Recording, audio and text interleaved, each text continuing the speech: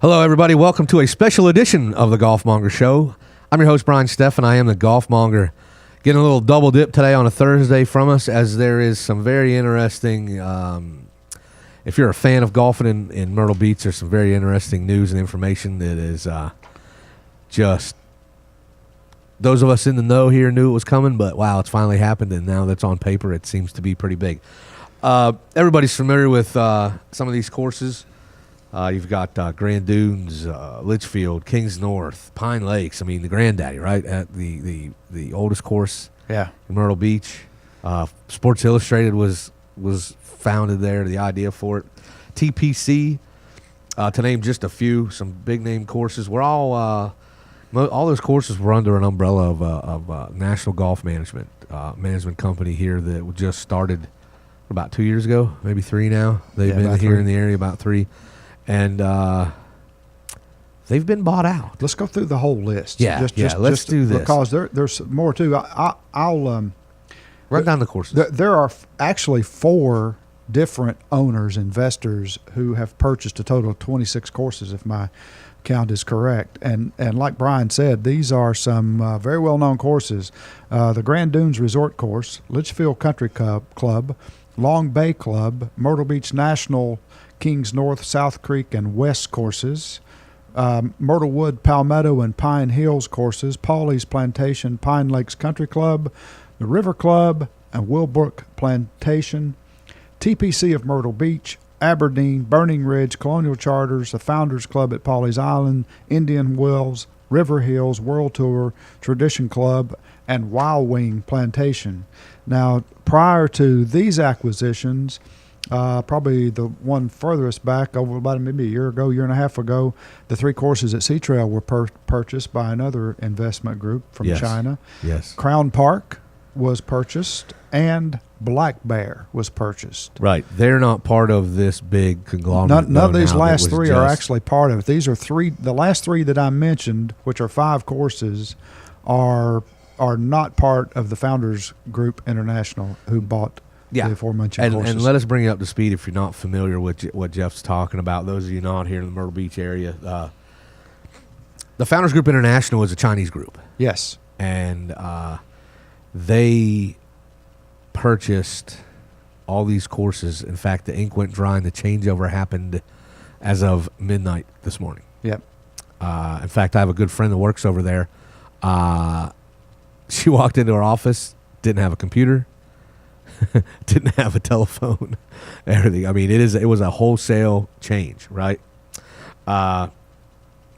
This is big news for Myrtle Beach. It was big news 3 years ago when the 2 big boys on the block, Burroughs and Chapin, who I work for, the Entertainment Golf Division, and Myrtle Beach National Golf Management merged together. Yes. Their courses to build pretty much this whole portfolio we just talked about, to form National Golf Management.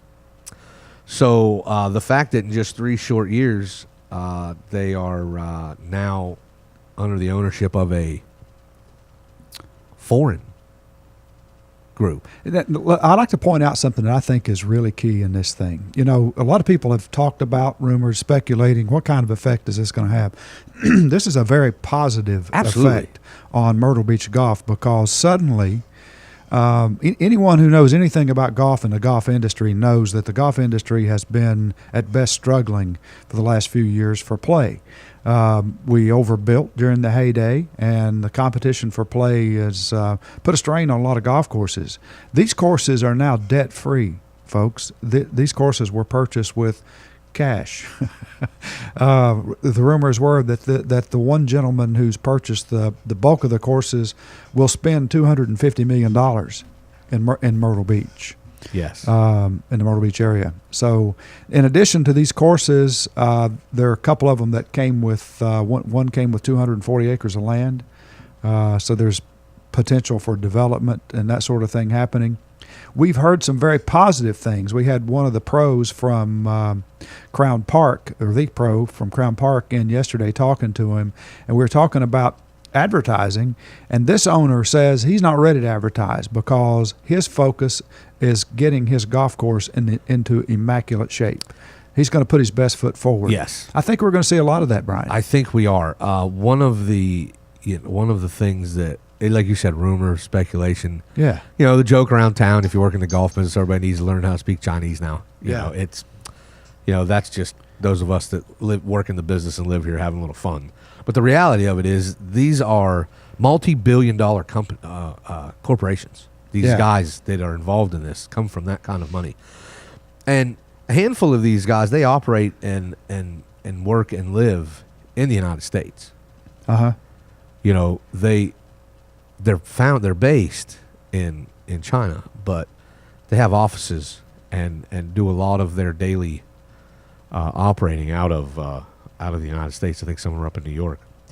And there's nothing bad about anything that comes to putting more money into the golf industry in Myrtle Beach. Nothing. Yeah. It's only a positive for the golfing community, the golf economy, the hospitality economy as a whole, which we all live on and depend on in this town.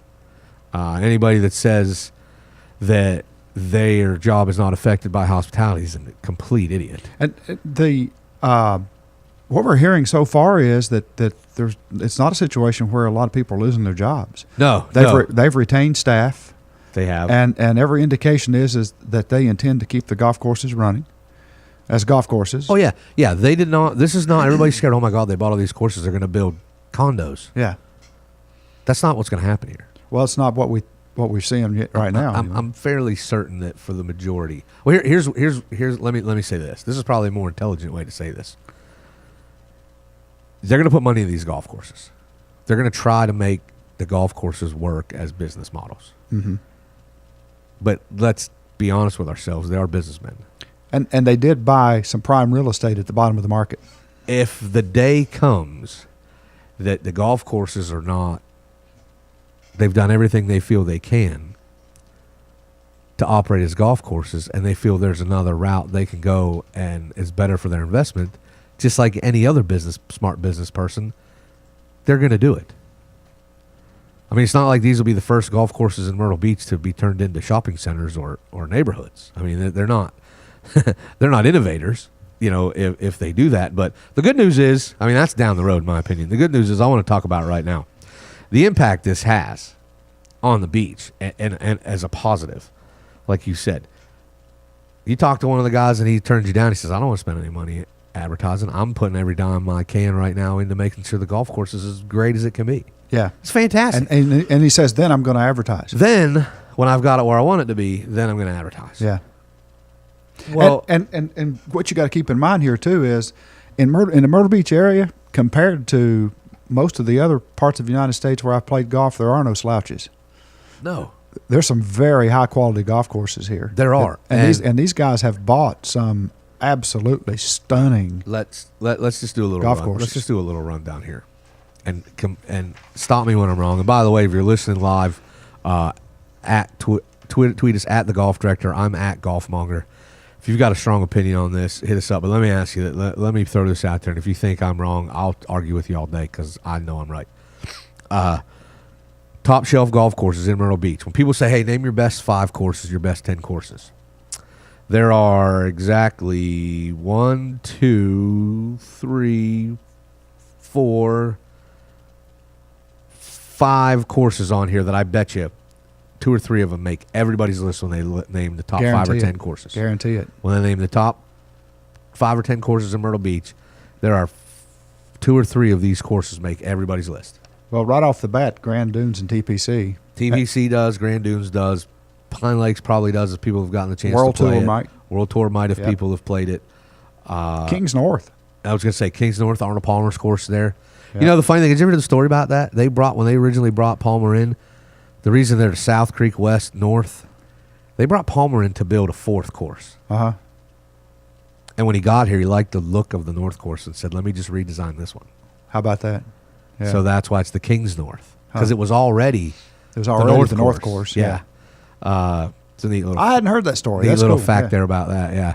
But don't get me wrong. But listen here, Litchfield Country Club is one of the older courses on the beach as well. Great track. Tell you what, Can't spray your driver there. Yeah. Can't spray your driver there.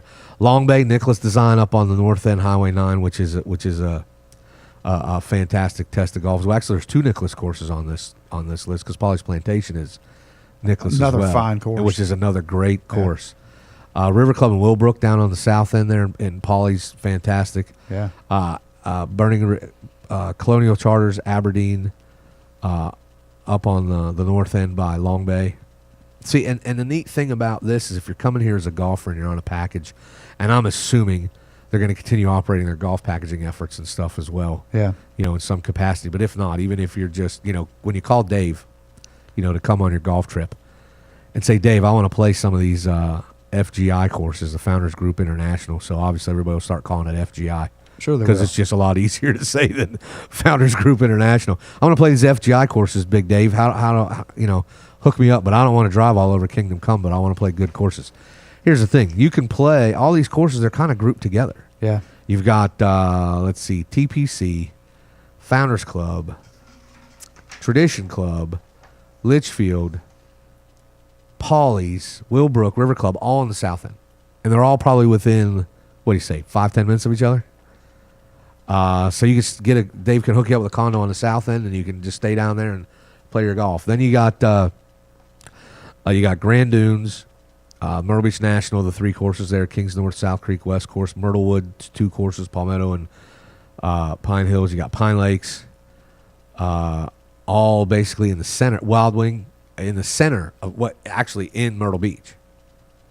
All of them right in the center of town, and then the others on this course, River Hills, Long Bay, Aberdeen. They're on the north end, so that'll be interesting, and you can stay on different parts of the beach and touch all these courses. Yeah, if you've kept up with this type of thing, Myrtle Beach is not unique in seeing these types of investments. No. It's happening all over the world, especially all over North America and in America. Unlike the round of foreign investments and Asian investments that happened back a while back when Pebble Beach was acquired, and there was huge losses that followed that.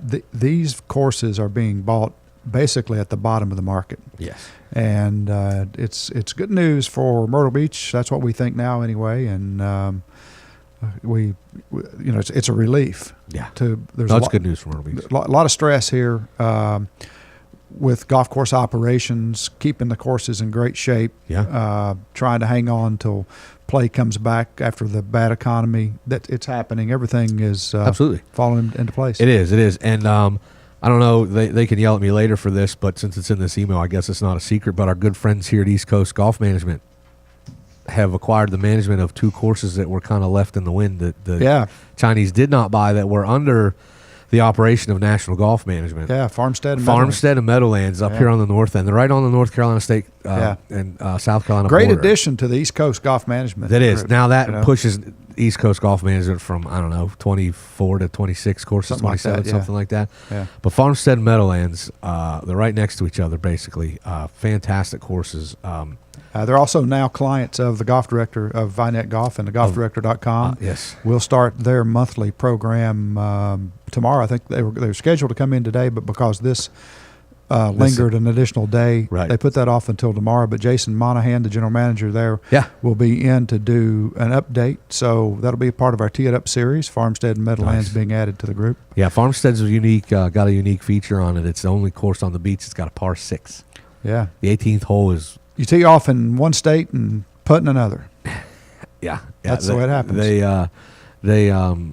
It's 600 and something yards. Yeah. So it's a lot of fun. It's a big one. Yeah, no, this is big news, and obviously you're going to hear a lot more of us from this as it goes. But since it just came out, this email actually came out about 2 hours ago. We wanted to get it on the air, and it needed its own segment. So absolutely. That's why we did a special edition of this. But Jeff, we'll be talking a lot more about this. That's absolutely. Great. And stay tuned to thegolfdirector.com for more information on this. You can follow on Twitter at the Golf Director, me at Golfmonger.